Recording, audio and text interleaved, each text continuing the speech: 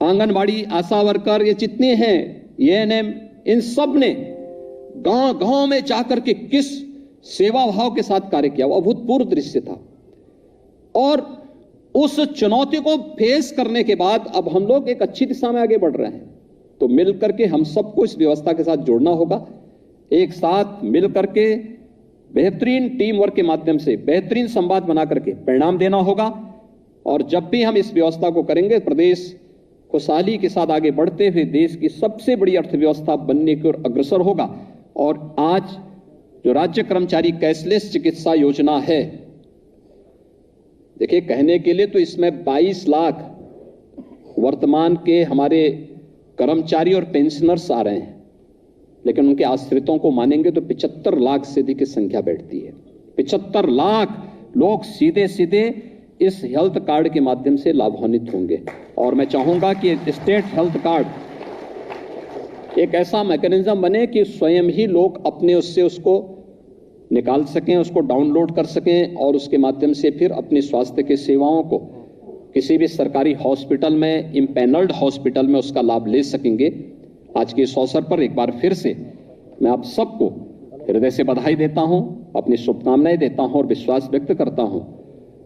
भगवान करे कि किसी को सामने इस प्रकार की समस्या ना आए कि इमरजेंसी उसके सामने आए, लेकिन फिर भी मनुष्य का जीवन है और उस व्यवस्था के साथ हम लोग रह रहे हैं, तो स्वाभाविक रूप से अगर कभी कोई ऐसी संकट आता ही है तो हमारे पास स्टेट हेल्थ कार्ड हमारे साथ खड़ा होगा। चाहे वह किसी यानी बड़ी से बड़ी बीमारी का सामना करने के लिए कोई सरकारी हॉस्पिटल में, यानी एसजीपीजीआई के डायरेक्टर साहब यहाँ पर बैठे हैं, केजीएमयू के वीसी यहाँ बैठे हुए हैं और भी हमारे वरिष्ठ चिकित्सक भी यहाँ बैठे हुए हैं, कोई सीमा नहीं होगी उसमें, फिर वो असीमित होगा। सरकारी हॉस्पिटल में उनको मिले और इम्पैनल्ड हॉस्पिटल में स्टेट हेल्थ कार्ड के माध्यम से प्रतिवर्ष 5 लाख रुपए की स्वास्थ्य बीमा का कवर, और अगर उससे ज्यादा लगता है तो फिर उसके बारे में अलग से उसकी व्यवस्था करें, जिससे उस स्टेट हेल्थ कार्ड के माध्यम से उसे डाउनलोड करके कोई भी व्यक्ति कहीं भी जाएगा, वहां पे जाकर के उस कर्मचारी को या पेंशनर्स को या उसके आश्रित को किसी भी प्रकार की चिकित्सा सुविधा के लिए तरसना न पड़े।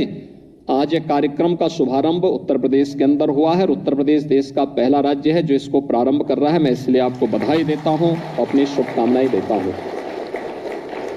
राज्य सरकार अपने कार्मिकों को एक कार्मिक नहीं मानता, एक परिवार का हिस्सा मानता है और राज्य सरकार उसी भाव के साथ उनके साथ कार्य भी करता है, व्यवहार भी करता है, एक संवाद भी बनाता है। और मैं देख रहा हूं कि इतनी बड़ी संख्या में, मैं तो पाठक जी से पूछा, मैंने कहा कि कोई सभा है क्या, इतनी बड़ी संख्या में आप लोग इकट्ठे हुए हैं। सरकार आपकी सुविधा दे रही है और जो सुविधा सरकार आपको दे रही है, अपेक्षा आपसे भी रखती है कि कॉमन मैन को भी उसी प्रकार से परेशानी न हो जिस प्रकार से आपको परेशानी न हो, इसके लिए सरकार चिंता कर रही है। तो एक सामान्य नागरिक की चिंता भी आपको करनी है, यह भाव आपके मन में भी सदैव होना चाहिए। और आपकी ही परिश्रम का परिणाम है कि आज उत्तर प्रदेश तेजी के साथ देश की एक बड़ी अर्थव्यवस्था के रूप में उभर रहा है।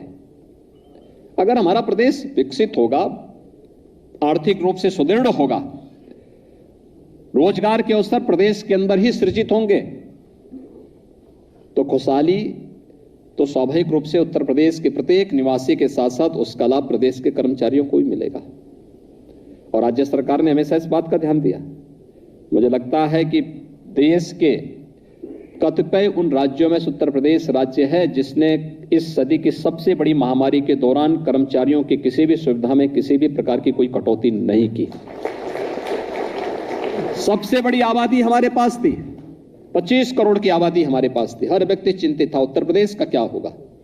मुझे विश्वास था अपनी टीम पर, मुझे विश्वास था आप पर और मुझे विश्वास था उत्तर प्रदेश की जनता पर कि प्रधानमंत्री जी के नेतृत्व में हम कोरोना महामारी से लड़ रहे हैं। विजय हमारी होगी क्योंकि हम सच्चे दिल से लड़ाई लड़ते हैं और इस लड़ाई में हमें सफलता प्राप्त होगी। हमने रिजल्ट दिया, उत्तर प्रदेश के मॉडल प्रस्तुत किए, अलग अलग प्रकार के मॉडल प्रस्तुत किए। टीम वर्क जब काम करती है तो उसके परिणाम उसी रूप में सामने आते हैं। सामूहिकता का एक भाव सब जगह देखने को मिलता है और सामूहिकता का एक भाव इस रूप में जब एक साथ देखने को मिलता है तो उसमें परस्पर एक दूसरे की भावनाओं का सम्मान करने के साथ ही हमें एक दूसरे के हितों के प्रति भी उतने ही जवाबदेही के साथ कार्य करना होगा। जनता सरकार चुनती है, सरकार के कार्यक्रमों को नीचे स्तर तक पहुंचाने का काम आप करते हैं। आपको जो वेतन या जो अन्य सुविधाएं सरकार के स्तर पर मिलती हैं और राज्य से मिलने वाले जो हमारे कर हैं उससे जो प्राप्त होता है, सब एक दूसरे पे जुड़े हुए हैं। जैसे जीवन चक्र होता है वैसे ही शासन व्यवस्था का भी एक चक्र होता है जिसमें जनता हमसे अलग नहीं है। कर्मचारी शासन व्यवस्था से अलग नहीं हो सकता है। ये सभी मिलकर के जब एक साथ प्रयास करेंगे और एक दूसरे के हितों का संवर्धन करेंगे तो परिणाम अपने आप आते हुए दिखाई देंगे और उस परिणाम को प्राप्त करने की दिशा में अधिक से अधिक सुविधा। आपने देखा होगा सरकार ने पहले 100 दिन के अंदर ई पेंशन पोर्टल को लॉन्च किया। यूपी पहला राज्य था जिसने ई पेंशन पोर्टल लॉन्च किया। सारी समस्या का समाधान पहले से अपने आप ऑटो मोड पर होता हुआ दिखाई दे और यह अपेक्षा मैं रखता हूं कि ऑटो मोड आपकी टेबल में भी होता हुआ दिखाई दे, बार बार किसी को ना आना पड़े। क्योंकि मैं देखता हूं कि जो कर्मचारी जिसको ज्यादा परेशान करता है उसी को रिटायरमेंट के बाद भी ज्यादा परेशान होना पड़ता है। आपकी समस्या का समाधान तो हम टेक्नोलॉजी से कर रहे हैं, लेकिन आपको उस टेक्नोलॉजी को हैंडल तो आप ही को करना है, ये भी तय है।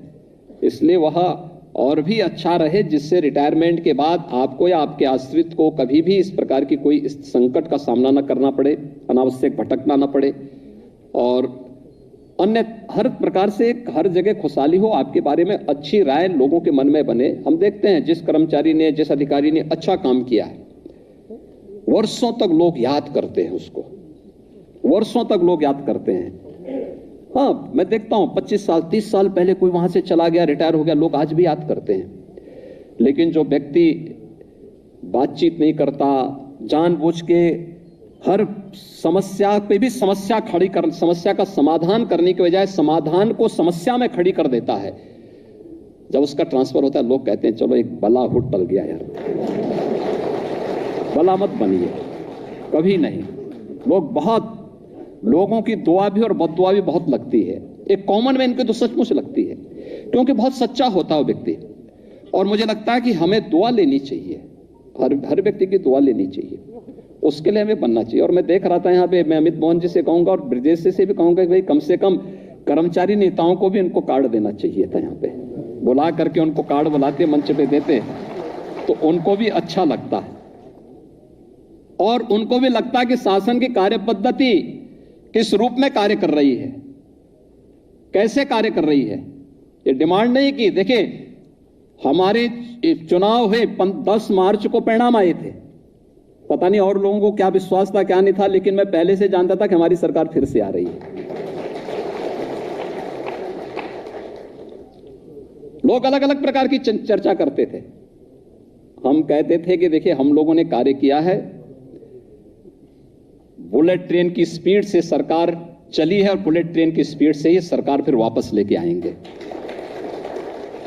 और पूरी मजबूती के साथ प्रदेश की जनता जनार्दन ने आदरणीय प्रधानमंत्री जी के मार्गदर्शन में, उनके नेतृत्व में फिर से सरकार बनाने में योगदान दिया। मैं देख रहा था, मैं पिछले कार्यकाल में मैं देखता था कि हर महीने 2 महीने में किसी न किसी कर्मचारी संगठन का एक वादा था कि हम लोग मिलना चाहते हैं। मैं मिलता भी था। इस दौरान उन्हें भी कुछ संकोच हुआ होगा, नहीं आए और उन्होंने डिमांड भी नहीं की कि हमें कैशलेस सुविधा दी जाए। लेकिन ये सरकार का दायित्व है, क्योंकि परिवार में कोई परिवार का अभिभावक किसी के साथ, परिवार के किसी सदस्य के साथ भेदभाव नहीं कर सकता।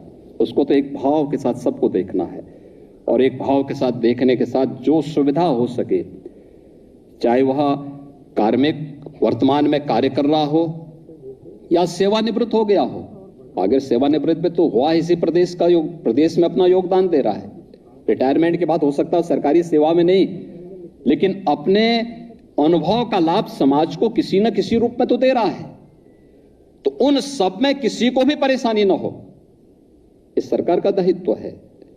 एक नागरिक के रूप में वो किसी न किसी रूप में इस व्यवस्था का हिस्सा बना हुआ है। ये हमारा दायित्व बनता है कि हम सब इस व्यवस्था के साथ जुड़े। और मैं आप सबको इस बात के लिए आश्वस्त करता हूं, राज्य सरकार आपके हितों के लिए पूरी प्रतिबद्धता के साथ कार्य कर रही है। कहीं भी किसी भी प्रकार का कोई इस प्रकार की स्थिति नहीं। आपने देख लिया, इस सदी की सबसे बड़ी महामारी में भी बिना रुके, बिना डिगे, बिना झुके सरकार कार्य करती रही। हर जगह मैं देखता था कि हर राज्य से मांग होती थी कि आज 30% कर्मचारियों की इसमें कटौती हुई, फलानी जगह इतने इसमें ये कटौती हो रही है। तो मेरे सामने भी प्रस्ताव आया था, मैंने कहा भी सब कुछ करना, लेकिन कर्मचारियों के एक तो उनकी किसी भी व्यवस्था में कोई कटौती मत करना। दूसरा, वेतन और पेंशन समय पे देना है। ये हम क्या कर सकते हैं, इसकी व्यवस्था आप सुनिश्चित करिए। ये व्यवस्था करना सरकार का दायित्व बनता है। आपने देखा होगा, हमने सबको व्यवस्थित समय पे, लॉकडाउन रहा हो या कोई व्यवस्था रही हो, बाद में के समय में समस्या न हो, इसके लिए हम लोगों ने लॉकडाउन की व्यवस्था को छोड़ दें तो शेष दिनों में आपने देखा होगा कि हम लोगों ने मार्केट को भी बंद नहीं किया, उद्योगों को बंद नहीं किया, जिससे एक कैश फ्लो बना रहे, राज्य सरकार के पास एक रेवेन्यू आता रहे और हम लोग शासन की व्यवस्था के साथ साथ 25 करोड़ लोगों के जीवन में किसी भी प्रकार का संकट ना आए, इसके लिए भी हम लोग लगातार कार्य करते रहे। परिणाम हमारे पक्ष में आए, हमारे मॉडल को लोगों ने माना, कहा कैसे उद्योग चला रहे हैं। हमने कभी हम लोगों ने वहां पे कोविड केयर सेंटर बनाए हैं, कोविड हेल्प डेस्क बनाए हैं,